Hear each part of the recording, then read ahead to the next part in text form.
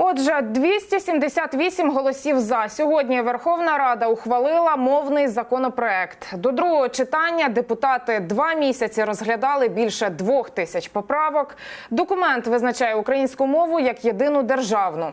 Проголосувати цей закон із таким закликом зранку біля Верховної Ради зібралися кілька тисяч людей. А до парламенту прийшли третій президент Віктор Ющенко, почесний патріарх Філарет, письменники, науковці та ветерани війни на Донбасі. Як ухвалювали закон про українську державну та що він передбачає, Олена Стецюк продовжить. Синьо-жовті прапори, вишиванки та державний гімн.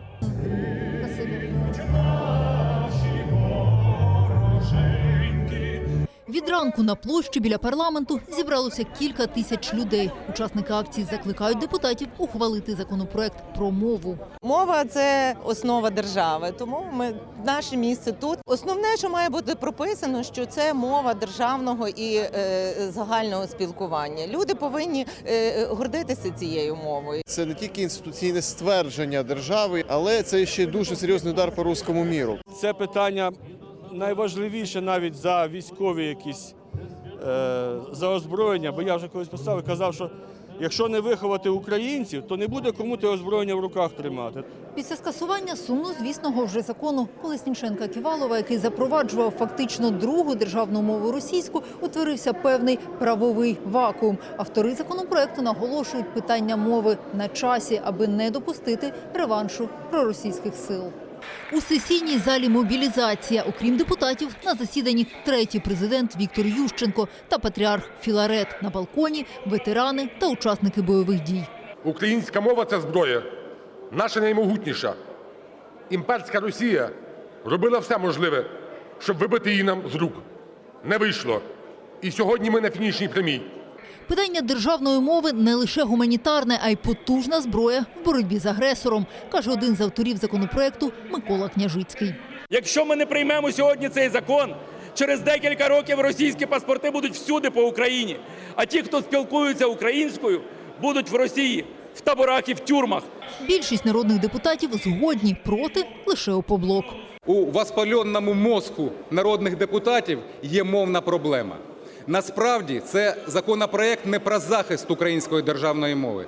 Це законопроект про заборону розмовляти скрізь, окрім побуту, бо не можуть на кухнях заборонити. Розмовляти будь-якою мовою. Мова є основним маркером сучасної української ідентичності і, як тепер уже всі розуміють, вагомим чинником національної безпеки. У 2014 році російські танки заїхали туди, де була російська мова, і там прийняли російських військових. І ось момент істини. Голосування за законопроект про мову у чистий четвер. 278 голосів «за». Мова – це перемога! Слава Україні! Ще не вмерла України ні слава, ні воля. Ухвалений законопроект передбачає запровадження єдиної державної мови в усіх сферах життя, крім приватної. Українську мають використовувати депутати, урядовці, судді, медики, освітяни та держслужбовці усіх рівнів.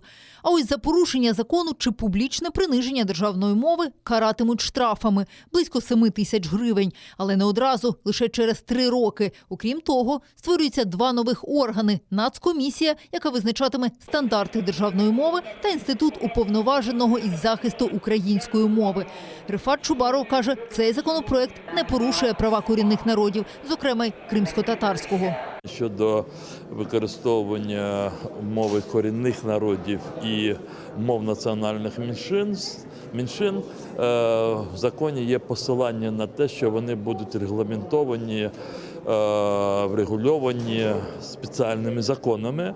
Негайно підписати закон про мову вже пообіцяв президент України Петро Порошенко. Розквіт української мови після століть тотальної русифікації – це місія, яку нам належить звершити.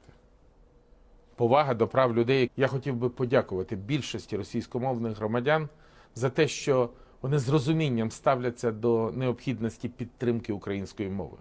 А новообраний президент Володимир Зеленський обіцяє проаналізувати законопроект після вступу на посаду. Про це його команда написала у заяві, що поширили у соцмережі. Нині ж наслідки ухвалення мовних новацій прогнозувати важко, зауважили у Зеленського. Олена Стецюк, Асан Емінов, Заман, АТР.